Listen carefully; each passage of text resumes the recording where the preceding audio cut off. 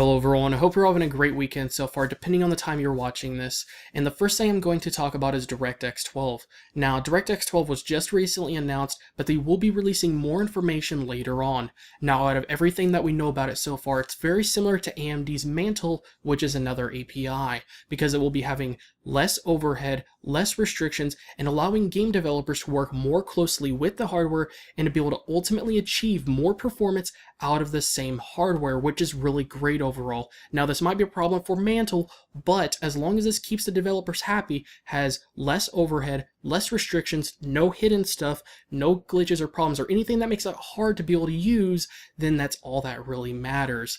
Now, the other thing that they also mention is that this will be seen on consoles. Now, as of the time of recording this video, the only console out there that has DirectX is the Xbox One.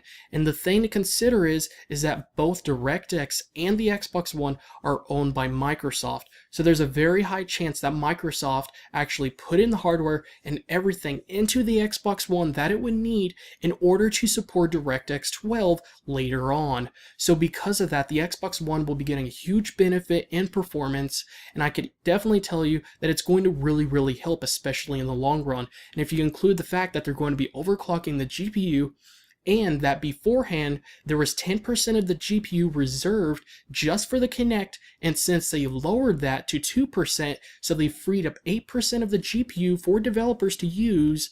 With all these things included, I could easily tell you with all these things combined, there's definitely going to be much more performance than they would need in order to be able to run games at 1080p with no problems. So 1080p games are not going to be a problem in the future, but we may not really see any real results until later this year or next year, because likely the game would have to have been designed from the ground up using DirectX at the very beginning. So games that are already in the works right now may not be able to quite benefit unless they're willing to go back and put in a lot more time and effort or money, or start from the ground up.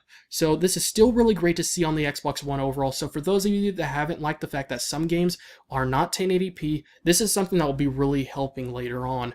Now, the next thing I want to talk about is Watch Dogs. Now, Watch Dogs, I know a lot of people were really upset when they rescheduled the release date, but the official release date has been released, which is May 27th, which is actually not a bad date, because that's around the time when a lot of people are going to be starting their summer, whether it's a few days after, before, or maybe on that very day.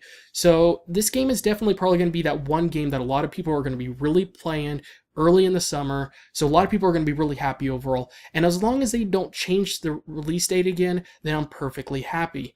Now, for the Wii U, they haven't really said the official release date for it, but they did say it will be released on the Wii U later on. Now, the next thing I want to talk about is Titanfall. Now, Titanfall is a game that's probably going to be out by the time you watch this, but it's a game that a lot of people are really anxious and excited for overall, and people have extremely high hopes for it. But there's a couple of things people are afraid of because of the simple fact that it's going to be published from EA.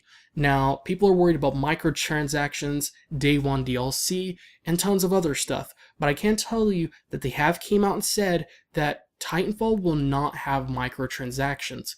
And even though people don't want day one DLC, it is going to have DLC, but it will not be day one DLC, so you don't have to worry about DLC being reserved on the side just for them to sell to you separately later on.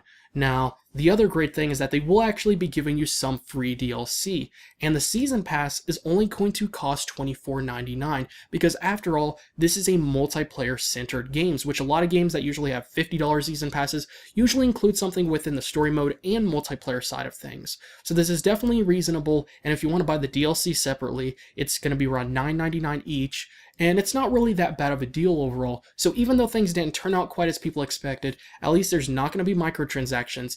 At least the Season Pass is going to be $24.99 instead of $50 or even $60, and there's not going to be microtransactions, which is a really great thing overall.